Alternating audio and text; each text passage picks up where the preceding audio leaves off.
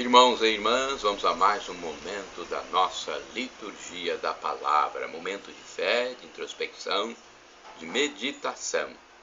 Eu vou transmitir agora aqui no blog repórterpaulomaciel.blogspot.com, facebook.com/Paulo Maciel da Rádio e canal no YouTube Paulo Roberto Maciel, a liturgia de 12 de setembro de 2022, segunda-feira.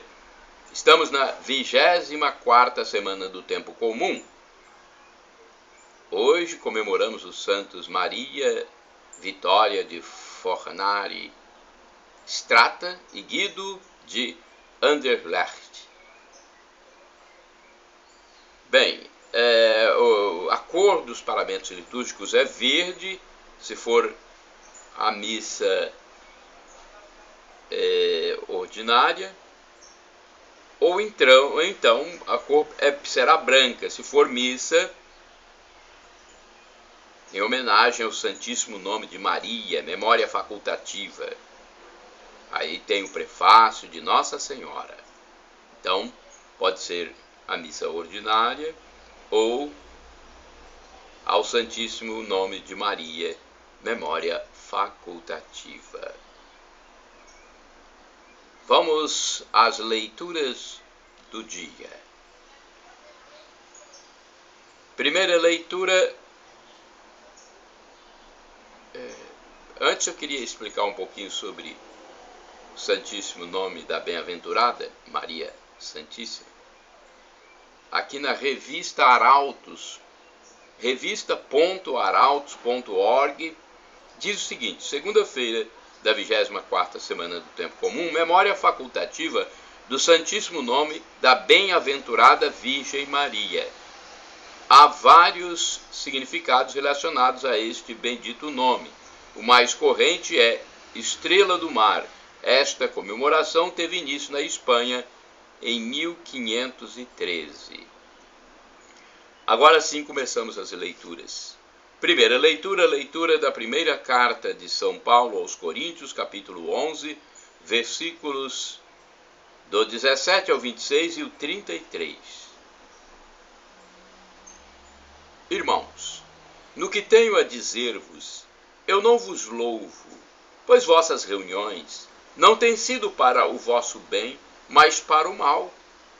Com efeito, e em primeiro lugar, ouço dizer que quando vos reunis em assembleia, têm surgido divisões entre vós. E em parte, acredito. Na verdade, convém que haja até cisões entre vós, para que também se tornem bem conhecidos aqueles dentre vós que resistem à prova. De fato, não é para comer a ceia do Senhor que vos reunis em comum, pois cada um se apressa a comer a sua própria ceia, e enquanto um passa fome, o outro se embriaga. Não tendes casas onde comer e beber? Ou desprezais a igreja de Deus e quereis envergonhar aqueles que nada têm? Que vos direi? Hei de elogiar-vos? Neste ponto, não posso elogiar-vos. O que eu recebi do Senhor foi isso que eu vos transmiti. Na noite em que foi entregue, o Senhor Jesus tomou o pão e, depois de dar graças, partiu-o e disse: isto é meu corpo que é dado por vós. Fazei-o em memória de mim. Do mesmo modo, depois da ceia, tomou também o cálice e disse: este cálice é a nova aliança em meu sangue. Todas as vezes que dele beberdes, fazei isto em minha memória. Todas as vezes, de fato, que comerdes desse pão e beberdes desse cálice, estareis proclamando a morte do Senhor até que ele venha.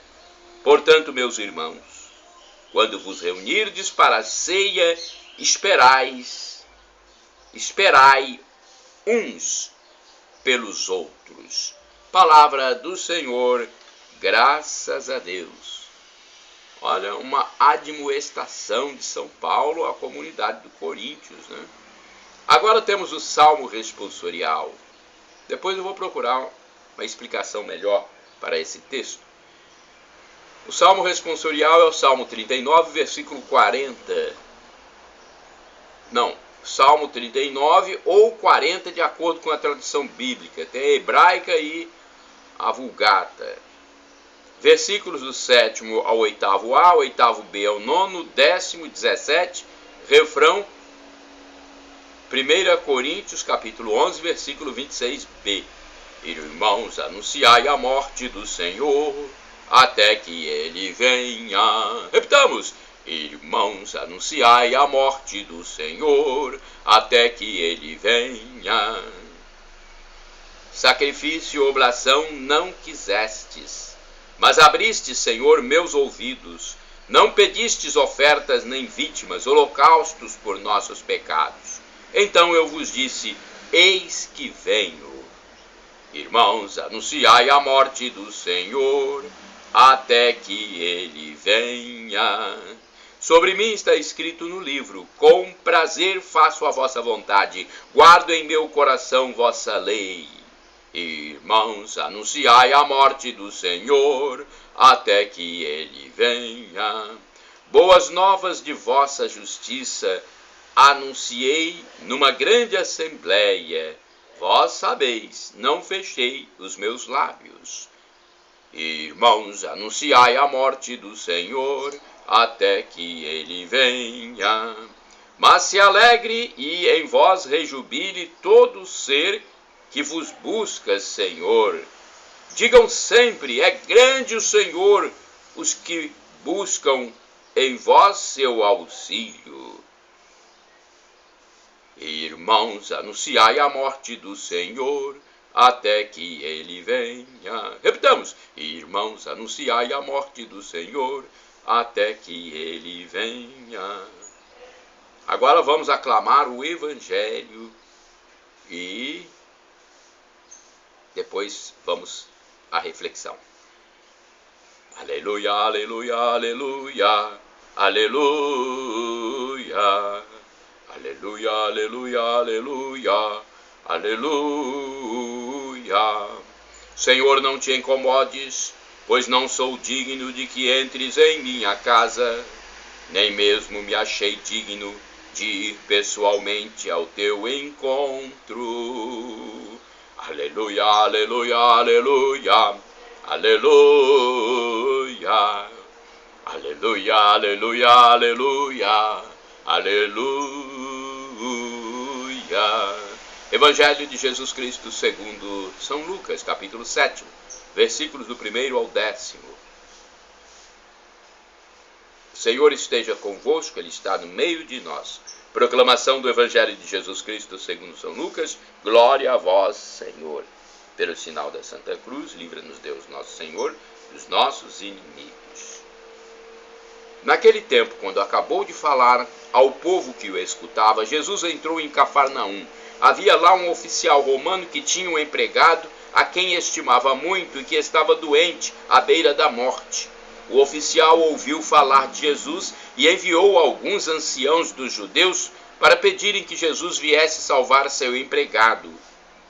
Chegando aonde Jesus estava, pediram-lhe com insistência: o oficial merece que lhe faças esse favor, porque ele estima o nosso povo.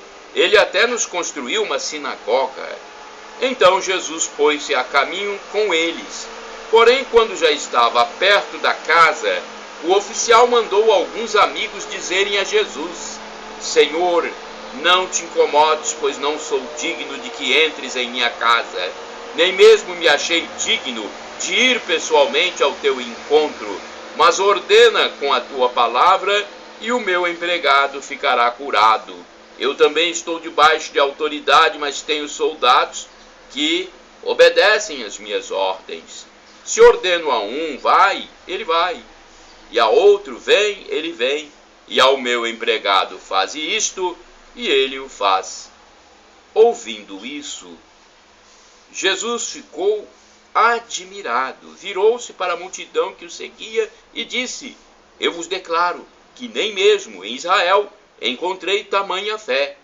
Os mensageiros voltaram para a casa do oficial e encontraram um empregado em perfeita saúde. Palavra da salvação. Glória a vós, Senhor. Agora vamos fazer então a interpretação, explicação das palavras que nos foram transmitidas. 1 Coríntios 11, vamos procurar no livro Bíblia Sagrada, edição pastoral, 1 Coríntios 11. Essa carta que nós lemos hoje, né? De 17 ao 33. Vejamos.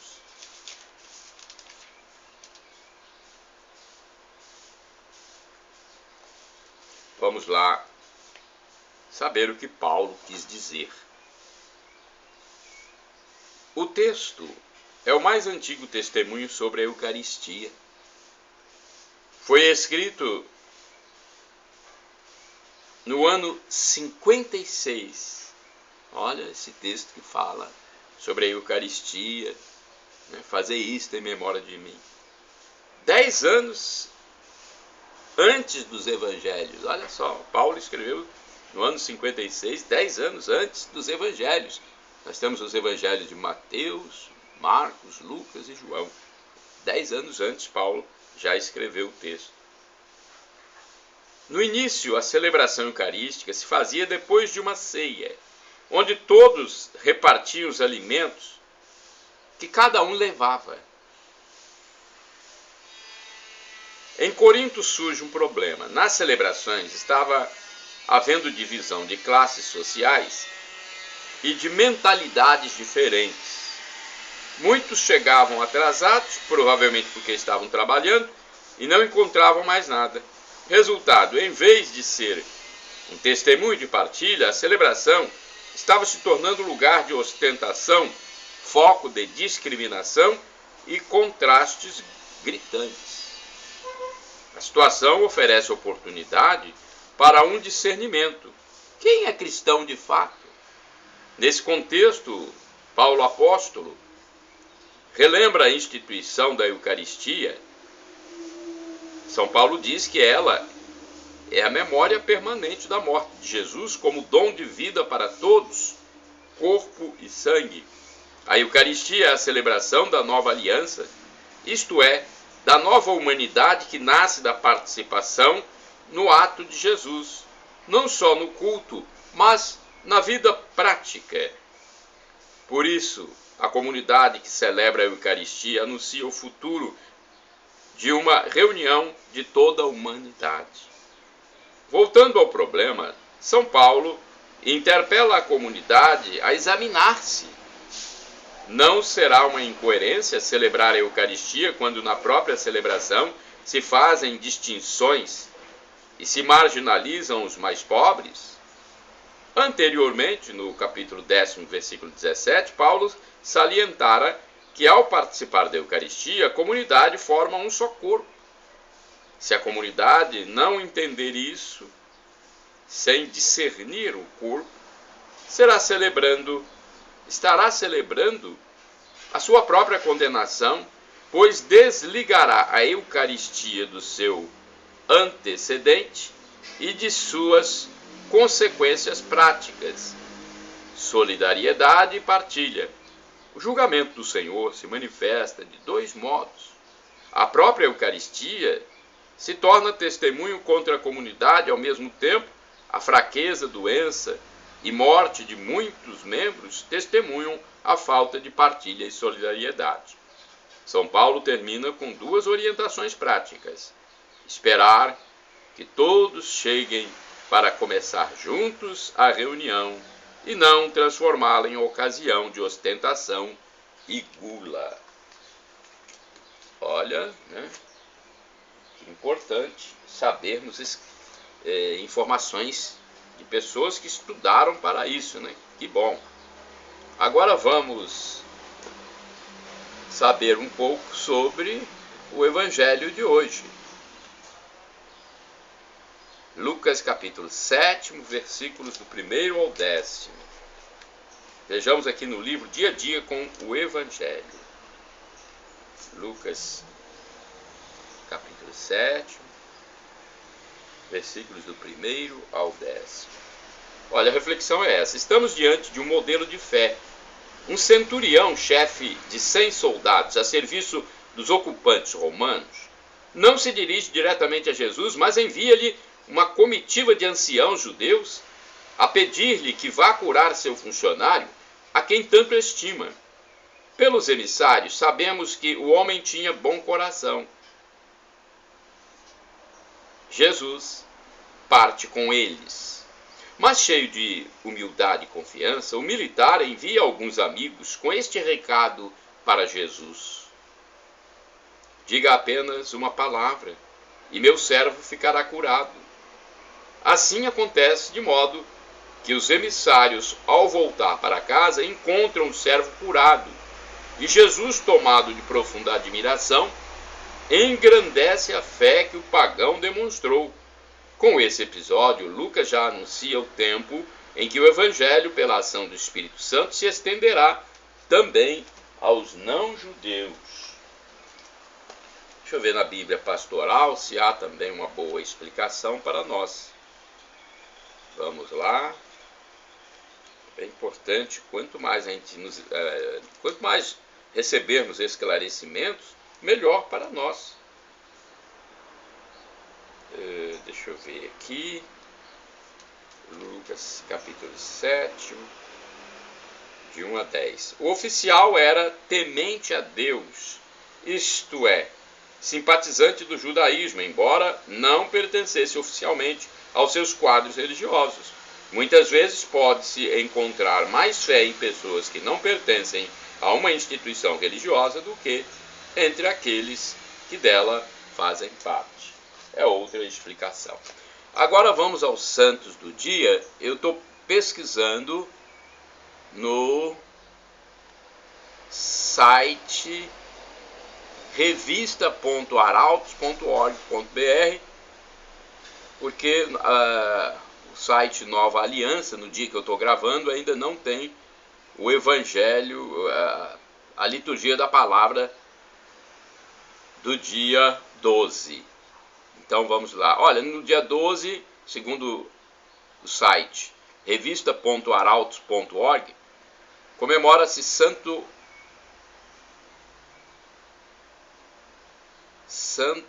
deixa eu ver o nome do santo corretamente.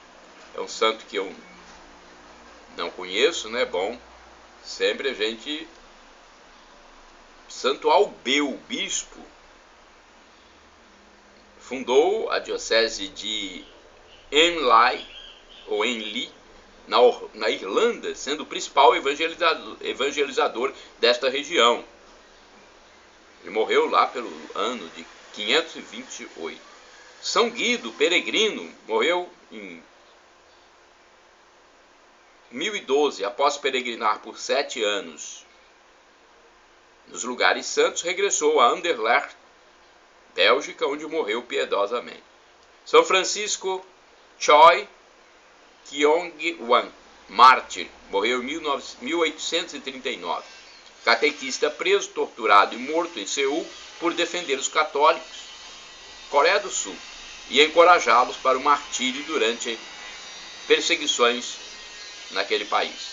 Beato Apolinário Franco, também presbítero e mártir, morreu em 1622. Religioso franciscano espanhol, partiu como missionário para as Filipinas e depois para o Japão. Foi queimado vivo durante a perseguição. Beato Tomás Zumárraga, presbítero, morreu em 1622. Foi encarcerado por ódio à fé e lançado ao fogo em Omura, no Japão, junto com o franciscano Apolinário Franco e mais 4 companheiros. Beato Pedro Sulpício Cristóvão Faverge, mártir, morreu em 1794. Irmão La Salista, encarcerado numa galera, junto com centenas de outras vítimas da Revolução Francesa. Aí morreu em consequência de doenças contraídas ao tratar caridosamente dos prisioneiros enfermos. Olha, São Pedro Sulpício, vítima da Revolução Francesa. Beata Maria Luísa Prosperi, abadesa, morreu em 1847, religiosa, beneditina de Trevi, na Itália, a qual Nosso Senhor concedeu dons místicos extraordinários, mas sem poupar-lhe longas e dolorosas provações. Agora vamos a biografias que eu captei no site da TV Rede Século XXI, rs21.com.br. Beata Maria Vitória de Fornari Strata. Maria Vitória nasceu em Gênova, na Itália, no século XVI.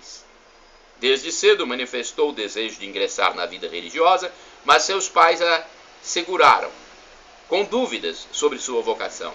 Jovem, é dada em casamento, teve 7 filhos. Quando ficou viúva, vendo que seus filhos estavam bem encaminhados por graça de Deus, fez voto de castidade e pobreza, dedicando à contemplação de Deus.